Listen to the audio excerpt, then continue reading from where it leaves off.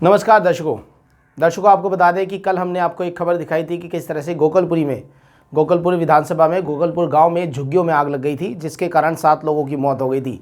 आपको बता दें कि वहां पर केजरीवाल आके इन झुग्गी वासियों को मुआवजे का ऐलान भी करके गए थे, लेकिन असंवेदनशील बात ये सामने आई कि यहाँ झुग्गियों से सिर्फ 500 से 700 मीटर की दूरी पर केजरीवाल के पूर्व विधायकों के द्वारा और केजरीवाल के कार्यकर्ताओं के द्वारा एक विजय यात्रा निकाली जाती है। अब आप ये समझ सकते हैं कि एक तरफ तो केजरीवाल की अब आप ये समझ सकते हैं कि ये लोग कितने संवेदनशील हैं इस बड़े हादसे को लेकर।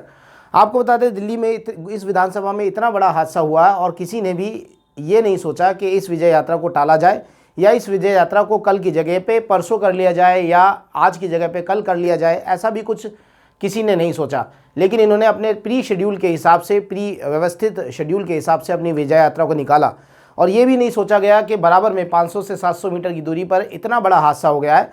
उन लोगों के आखिरकार दिलों पर क्या बीत रही होगी जो इस विजय यात्रा को देख रहे होंगे।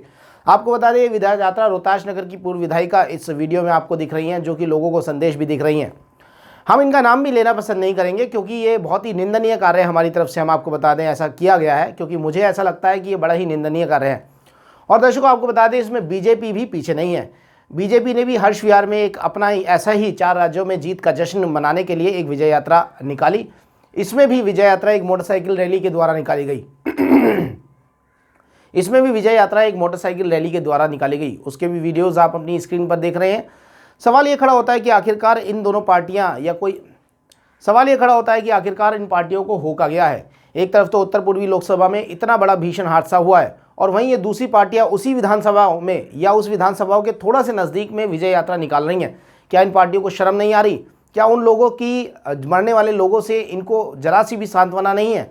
जी हाँ, सवाल यही खड़ा होता है। और हम यहाँ से ये सवाल भी उठाना चाहते हैं कि इनके आला कमान, यदि इन पार्टियों के, चाहे वो भाजपा हो या आम आदमी पार्टी हो, इन पार्टियों के आला कमान इन विजय यात्रा को देख रहे हैं तो इन पर कोई ना कोई डिसिप्लिनरी एक्शन लेना चाहिए, क्योंकि ये ज़िले स्तर पर या विधानसभा स्तर पर या जैसा भी कहें प्रदेश स्तर पर तो ये यात्राएं व्यवस्थित तो की जा रही हैं, लेकिन इनका शेड्यूल कम से कम कल चेंज किया जा सकता था।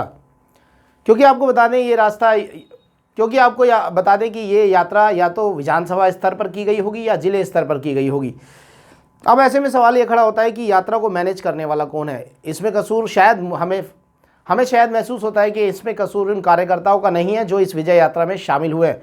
इसमें कसूर उन विधानसभा लेवल के या जिला के लेवल के पदाधिकारियों का है जिन्होंने ये यात्राएं ऑर्गेनाइज की हैं। और इन पार्टियों के आला कमान को ऐसी ही यात्राओं से बचना चाहिए, ऐसी चीज़ों से बचना चाहिए और इन पार्टियों के आला कमान को इन लोगों पर डिसिप्लिनरी एक्शन लेना चाहिए कि एक तरफ तो इनके नज़दीकी विधानसभा में और इन्हीं की विधानसभा में इतना बड़ा कांड हो गया, ऊपर से ये विजय यात्रा जुलूस निकाल रहे हैं और अपनी जो राज्यों में चुनाव में जीत है या आम आदमी पार्टी हो, वो एक राज्य में जो जीत का जश्न पीटते घूम रहे हैं।